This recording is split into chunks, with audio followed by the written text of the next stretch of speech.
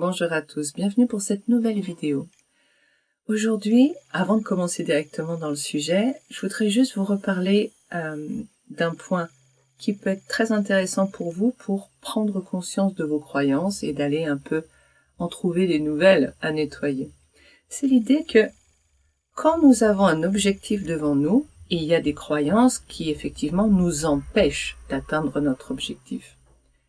Mais il y a aussi des croyances qui viennent sur le fait que j'ai peur d'atteindre cet objectif, des conséquences si je réussis. Autrement dit, dans tout objectif que vous vous mettez, vous avez des peurs sur le fait de ne pas y arriver, mais aussi, systématiquement, des peurs sur le fait d'y arriver.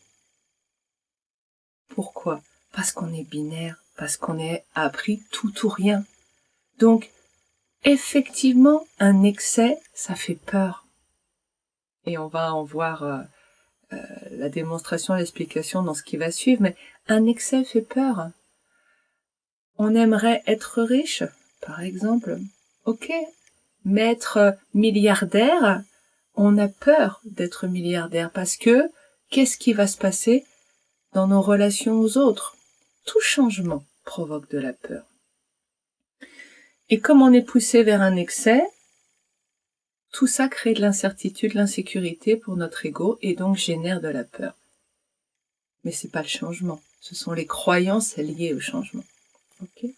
Donc aujourd'hui, on va aller s'intéresser à la notion de dire non et donc la peur d'arriver à dire non.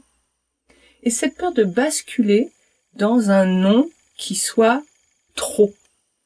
C'est-à-dire de passer dans l'inflexibilité, la peur de devenir un tyran. Est-ce que si je dis non, je suis un tyran? Consciemment, vous dites, non, évidemment, c'est pas parce que tu dis non une fois que t'es un tyran. Mais dans notre programme, une personne gentille, c'est quelqu'un qui dit oui à tout. C'est quelqu'un qui ne met pas de limites. Parce que ce sont des absolus, nos programmes. Donc, dans notre inconscient, quelqu'un qui dit non, c'est un tyran inflexible. Et on va essayer de remettre un petit peu de la clarté dans tout ça aujourd'hui. On va mettre de la clarté dans tout ça avec beaucoup de soupirs de ma part, parce que je suis vraiment très très fatiguée, c'est une période compliquée en ce moment. Hein. Ça bouge, donc toutes mes excuses si c'est pas fluide et plein d'énergie en tout cas. Voilà. Ok. Je distingue 3 comportements relationnels. Dans la relation, donc l'autre, moi, nous avons le comportement qui est la suradaptation. Ça veut dire quoi? Ça veut dire que le moi ici, il va privilégier l'autre. On va être dans une relation de gagnant-perdant. L'autre est gagnant, c'est-à-dire que je vais privilégier ses besoins. Et moi, je suis dans le sacrifice. Je vais trahir, abandonner, rejeter, humilier, etc. Toutes les blessures de l'être dont parle Lise Bourbeau sont là. Je vais abandonner mes besoins au profit de l'autre, plus ou moins totalement. Donc, un gagnant, un perdant, suradaptation, l'autre est mon Dieu, il est sur un piédestal, je m'occupe de lui. C'est typiquement le comportement quand on veut être une gentille personne, puisque la gentille personne s'occupe des autres. Oui, pour s'occuper des autres, elle doit s'abandonner elle, parce que sinon, il y a des fois, il y a conflit de besoins. Et là, elle ne sait pas faire. Ok. Deuxième comportement. Le comportement, donc suradaptation, le gagnant c'est l'autre.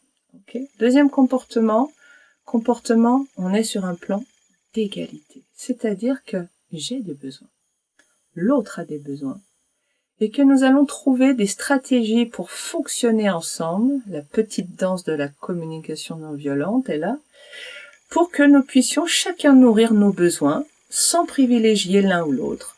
Et on appelle cette relation une relation gagnant-gagnant, win-win en anglais, dans lequel il n'y a aucun perdant. Oui, c'est possible. Troisième type de relation, la relation d'inflexibilité. Cette fois, c'est l'idée, sous-adaptation, on pourrait dire, c'est l'idée de « je suis le gagnant », donc mes besoins sont primordiaux, mais c'est-à-dire que l'autre, je ne prends absolument pas en compte ses besoins, je m'en fous, ça m'intéresse pas. Mes besoins, je suis le gagnant, l'autre est le perdant, donc hop, il disparaît, il n'y a que moi. Ok ? Ce sont les trois grands types, enfin en tout cas dans mon angle de vue comme d'habitude qui n'est pas la vérité, les trois grands types de relations. Donc, nous allons parler de ce troisième type, l'inflexibilité. Est-ce qu'on peut être dans ce type de comportement de « moi et le reste, je m'en fous » ? Oui, bien sûr, c'est possible. Est-ce que c'est bien, est-ce que c'est mal ? Comme d'habitude, c'est ni bien ni mal, c'est un stade de développement de l'âme. Donc voilà, on en est là, c'est tout. Qu'est-ce que les gens autour font avec ça ? C'est à eux de s'adapter et de voir ce qui est juste pour eux. Ok. Maintenant, la question qui nous pose problème parfois quand nous réussissons à commencer à mettre en place le non, ou en tout cas ce qui nous freine, c'est cette peur de basculer vers la tyrannie, vers cet état d'être. Cela touche généralement plus les gens qui ont été dans, alors j'ai plus la tasse, mais l'autre, moi, qui ont été dans la suradaptation, c'est-à-dire je m'efface, je mets l'autre sur un piédestal, forcément étant construit en binaire bien, mal, vrai, faux, 2 cases, l'autre était le gagnant, et bien maintenant, j'ai peur de basculer dans cet autre excès, puisque nous sommes formatés à fonctionner par excès. 2 cases pour tout mettre l'univers. C'est un excès déjà à la base. Ok. Est-ce que je peux mettre trop de limites à quelqu'un ? Qui juge ? Moi, je peux sentir dans mon cœur que je suis dans un excès. Pourquoi ? Parce que je commence à ne plus être dans la conscience des besoins de l'autre. C'est-à-dire que l'autre, je le fais dégager de ma vie et il n'y a plus que moi. Alors, peut-être pour certains d'entre vous qui regardez les vidéos régulièrement, vous êtes en train de vous poser la question, mais Sandrine, t'arrêtes pas de dire qu'il y a que nous, il y a que nous, il y a que nous. On est les créateurs de nos vies, on est le centre de nos mondes. Alors là, il y a un truc qui va pas. Nous sommes effectivement les créateurs de notre vie, nous sommes le centre de notre monde. Cela n'empêche pas d'avoir la conscience qu'il y a des planètes autour de nous, qui gravitent autour de nous. C'est une histoire de conscience, c'est-à-dire que ici, je prends soin de moi, tout en ayant conscience qu'il y a quelqu'un en face. Donc, par exemple, si, je sais pas, imaginons qu'il y a un chat allongé dans l'herbe, j'ai envie de m'allonger, je vais avoir conscience qu'il y a un chat et je vais m'allonger à côté de lui et non pas sur lui. Je nourris mon besoin. Alors vous allez dire, là on passe sur une relation gagnant-gagnant. Oui. En fait, oui. Mais c'est cette idée que, voilà, je suis le centre et je m'occupe de moi. Mais en même temps, je fais attention à mon environnement. Pour mon bien-être aussi. La différence avec l'inflexibilité tyrannique, c'est que dans l'inflexibilité tyrannique, je vais rejeter les autres. Parce que les autres, je n'en veux pas. Je ne veux pas les prendre en compte. Et je deviens un tyran quand je suis dans l'excès, mené par ma négativité, fixé sur un objectif. À partir de là, le reste n'existe plus à part cet objectif. C'est pour ça qu'avoir des objectifs est hyper dangereux dans la vie. Ça me met dans un état tyrannique d'inflexibilité. Bon, je suis en train un peu de partir dans toutes les directions, donc je vais essayer de revenir à mon explication. Est-ce que si je dis non, une fois, 2 fois, 3 fois, je suis un tyran? Qui est-ce qui va juger que je suis un tyran? Donc moi, par rapport à mon intention. Est-ce que mon intention c'est d'écraser l'autre, de lui faire de mal, ou de le rejeter, de me couper de lui parce que je ne veux pas l'inclure dans mon intention, ça je vais le sentir. Et comment je vais le sentir? Juste parce que mon cœur sera ouvert ou fermé. Je sens bien si je suis dans une intention bienveillante ou pas. Au niveau de mon cœur, il y a de l'ouverture. Donc ça, c'est une chose. Vous dites à quelqu'un non chéri, pas ce soir, que vous soyez homme ou femme, vous avez de la bienveillance. C'est pas parce que vous voulez faire du mal à l'autre ou que vous n'en avez rien à faire de votre conjoint ou conjointe. La deuxième chose, c'est que trop de limites, qui juge, c'est pas moi, c'est l'autre. Et l'autre, pourquoi il va juger que c'est trop? Il va juger par rapport à lui, par rapport à ce qu'il est capable d'accepter, d'accord? Ça peut être simplement dire non, vous mettez pas votre main sur ma cuisse. Tout ça, homme ou femme, hein, c'est pareil. Non, vous mettez pas votre main sur ma cuisse. Quoi? Quand même, c'est gentil. Ça peut déjà être trop. Plus la personne en face a un ego développé, plus elle va avoir envie d'avoir du pouvoir sur les autres. C'est de l'insécurité. Un ego développé, c'est de l'insécurité, hein, derrière. C'est de la peur. Donc, je me protège, je prends la place. Je prends de force la place. On passe dans le tyran inflexible. Ce qui veut dire que je ne vais pas tolérer qu'on me restreigne, parce que si on me restreint, je me sens en insécurité. Quelqu'un qui réagit avec colère, violence à un non de votre part, à une limite, à une règle du jeu, c'est quelqu'un qui se sent en insécurité. C'est aussi quelqu'un qui vient être frappé dans ses croyances, c'est-à-dire que, mais ça revient au même, mais c'est-à-dire que par exemple, cette personne croit qu'aimer c'est donner, qu'aimer c'est être gentil, qu'une personne bien est gentille, donc une personne bien ne met pas de limite. Donc, à partir de là, si vous lui mettez une limite, vous êtes un méchant ou une méchante. Donc, elle est en danger. Et on revient à la sécurité. Ça veut dire quoi tout ça? Ça veut dire que le trop, si vous êtes dans la justesse, c'est ok pour vous, c'est de la protection, c'est bienveillant pour vous, ok? Vous n'êtes donc que dans la justesse, pas dans l'inflexibilité ou dans la tyrannie de votre côté de la relation. Ce qui se passe ensuite, ça appartient à l'autre. L'autre va décider que c'est acceptable ou inacceptable, mais ça lui appartient. Si vous croyez que ça va être inacceptable pour l'autre, vous allez passer dans l'auto-limitation. Et la vidéo que j'ai faite sur le dire non, la croyance insoupçonnée derrière, c'est-à-dire les gens ne peuvent pas me dire non quand je crois ça, eh bien, regardez tout ce que ça implique, et bien vous retournez tout ce que j'ai dit dans cette vidéo sur vous-même par rapport au fait que, dans ce cas-là, vous allez vous empêcher de dire non. Et vous allez retrouver, tourner vers vous, toutes les croyances que vous attribuez à l'autre, tous les comportements, vous allez revivre tout ça. En fait, la limite, c'est une nécessité dans la vie. Sinon, vous vous laissez envahir par les microbes, vous vous laissez tomber malade, vous vous laissez marcher dessus. Tous les animaux ont un territoire, ont des limites. Donc, c'est une nécessité absolue. Friction, limite, ça fait partie de la vie terrestre, humaine. Le problème, c'est qu'on a dit que c'était mal d'avoir des frictions, d'avoir des conflits. C'est mal.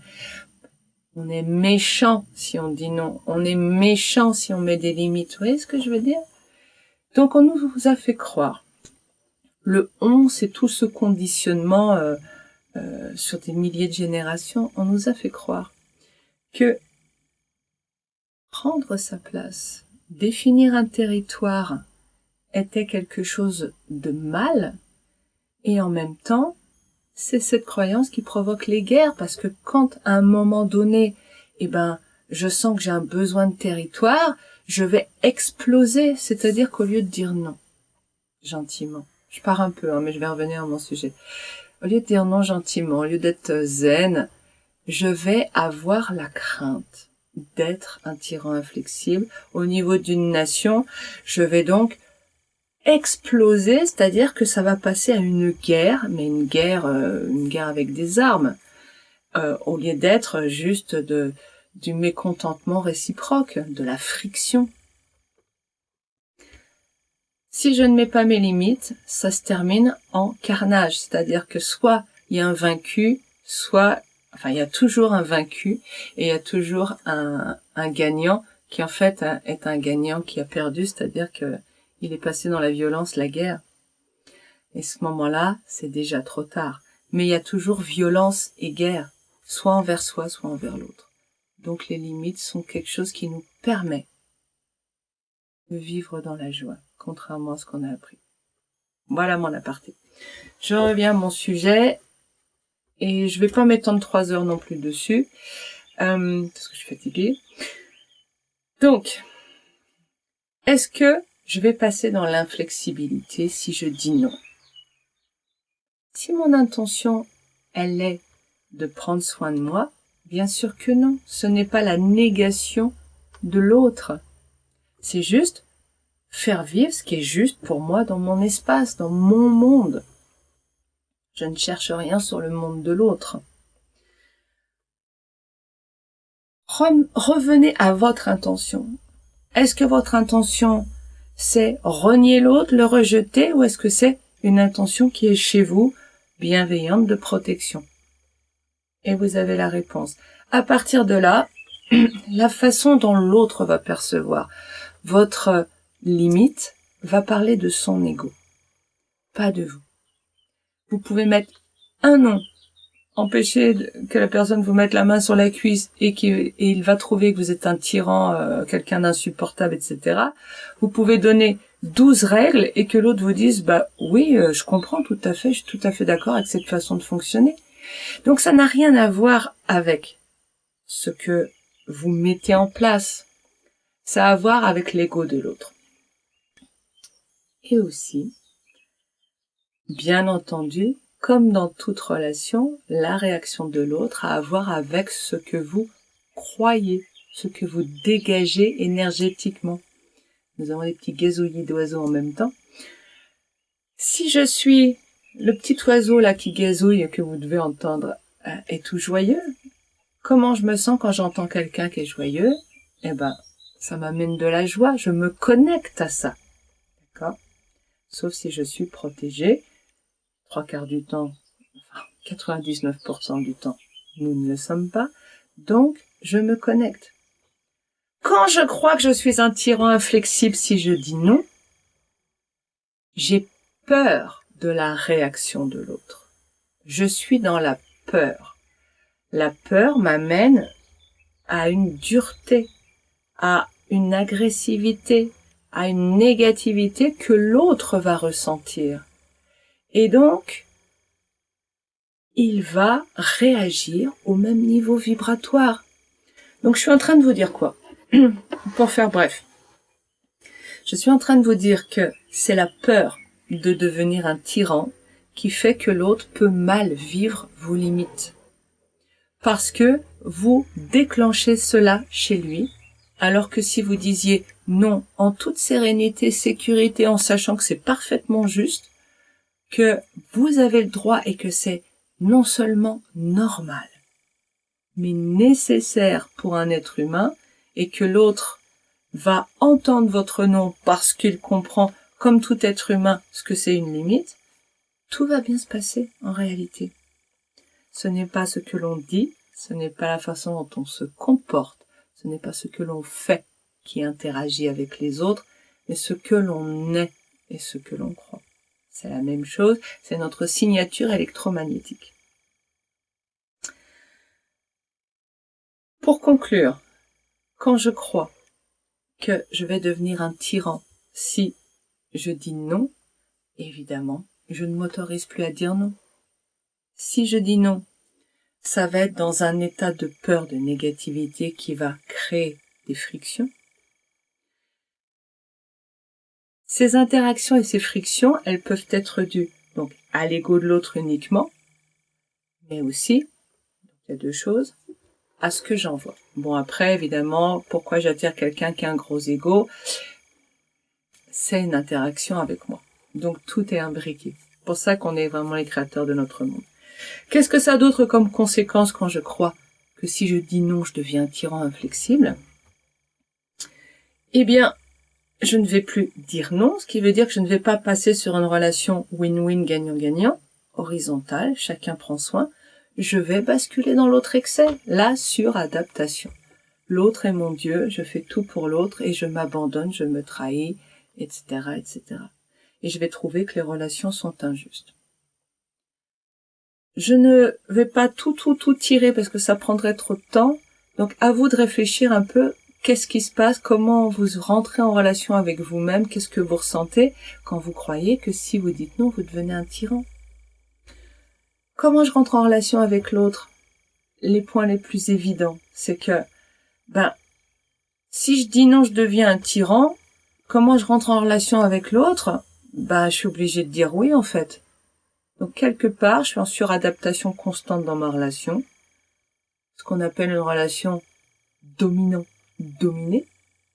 Mais c'est moi qui l'a créé, c'est moi qui l'a choisi. Parce que je crois que ça serait mal, c'est mieux ça au niveau du mal, c'est mieux ça, c'est acceptable dans la société que ça. D'accord? Donc, j'accepte ça. Et j'arrive à en retirer par moments de la fierté, de l'estime de moi d'avoir été dans la soumission.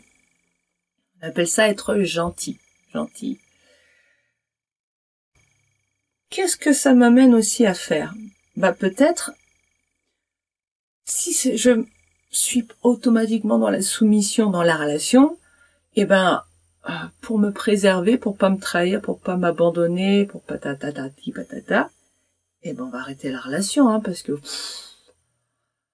heureusement, oh là là, pour me préserver, je vais vivre seule, ou en tout cas avoir très peu de relations sociales, dans des cadres très construits qui me permettent de pouvoir me protéger le cas échéant, mais je vais éviter tout ce qui peut être trop personnel, trop libre. Donc je peux avoir des relations professionnelles parce que chacun a sa place, on sait ce qu'on peut faire et on a des lois qui nous protègent. Par contre, dans la relation amicale, amoureuse, je me sens en insécurité. Donc je me préserve, je m'isole. Ce qui veut dire quoi en clair? Au fond de moi, je vais rejeter les autres. Je vais être dans le rejet. Or, quand je rejette les autres, et si vous regardez régulièrement les vidéos, vous vous rendez compte qu'on arrive souvent dans la relation aux autres à ce type de relation de rejet des autres à cause de nos croyances. Nous sommes des êtres pleins d'amour, Nous aimons être les uns avec les autres, mais nos croyances nous en empêchent. Qu'est-ce qui se passe? Le deuxième effet qui se coule quand quand je rejette les autres, c'est qu'il y a un deuxième programme qui se met en place, qui est mal égale puni, bien égale récompensé. Faut du temps que je termine. Mal égale puni, qu'est-ce que je vois? Qu'est-ce que j'observe? Mon programme numéro 2, qu'est-ce qu'il voit? T'es tout seul. Il n'y a pas beaucoup de gens autour de toi. T'as pas d'amis. Peu. C'est des relations très distantes, très mesurées. Ça veut dire quoi? Que personne ne t'aime. Que t'es tout seul, que les autres te rejettent. Programme numéro 2, oui. Je suis puni visiblement. Si je suis pas avec les autres, même si c'est moi qui dans le programme numéro 1 mets ça en place, mon programme numéro 2 part de la constatation que je suis isolée, alors je dois être une mauvaise personne puisque je suis punie. Je prends l'état de fait que je crée comme la preuve que je suis punie et donc je suis une mauvaise personne. Et qu'est-ce qui se passe? J'arrête de m'aimer. J'arrête de m'aimer tout en rejetant la faute sur les salauds en face, qui ne sont pas avec moi. Et ça renforce cette idée d'isolement et cette tristesse profonde de pas être ensemble, tous ensemble dans la joie. Le dernier point qui est intéressant, ça fait toujours partie de la vision du triangle de Lise Bourbeau, mais c'est aussi ça que l'on fait avec le travail de Byron Katie, c'est cette idée de retourner vers soi les choses. Si je crois que si je dis non, je deviens un tyran inflexible, comment je rentre en relation avec ceux qui me disent non? Je prends le même programme et je les regarde à travers le même programme. S'ils me disent non, ils sont des tyrans inflexibles. Et en fait, qu'est-ce que ça veut dire? Ça veut dire que c'est la croyance que dire non fait de la personne qui dit non devient un tyran qui va en fait faire que je vais réagir avec violence. Ou tyran quel autre? Non mais tu te rends compte, il a osé me dire non. Elle a osé me mettre une limite. Et en fait, c'est pour ça que je disais tout à l'heure, l'ego de l'autre. L'ego de l'autre est piloté par sa croyance. Donc en fait, quand je crois que l'autre, que si je dis non, je suis un tyran inflexible, je crois que l'autre devient un tyran inflexible s'il me dit non. Et en fait, nous ne supportons pas les limites dans cette société. C'est insupportable. Une limite fait de l'autre une mauvaise personne. Alors quand j'entends un non, je vais attaquer celui qui me dit non. Alors que c'est normal. Si vous lâchez cette croyance, vous allez pouvoir entendre un non, pouvoir dire un non. C'est-à-dire, c'est comme si un nouvel outil va rentrer dans votre vie qui va vous permettre d'avoir une vie sereine dans la relation, une vie joyeuse dans la relation. Parce que quand cette croyance disparaît de ma vie, l'autre a le droit de me dire non, ça en fait pas un salaud. Non. Tu peux me passer le sel? Ah non. Oh, t'es un monstre! Non, c'est ridicule. Mais pourtant, notre inconscient fonctionne comme ça. Oh, tu m'as pas passé le sel, tu m'as pas passé le vinaigre, tu m'as pas passé le jambon. Alors là, vraiment, moi, je veux plus jamais avoir affaire à toi. C'est absurde. Et pourtant, inconsciemment, on en est là. Donc, vous allez avoir un nouvel outil pour avoir une vie beaucoup plus belle, beaucoup plus sereine, et donc en face, on entendra vos noms avec sérénité. N'hésitez pas si vous avez des commentaires, des retours, d'expériences, des questions. Je vous souhaite une très belle journée à vous et je vous dis à la semaine prochaine.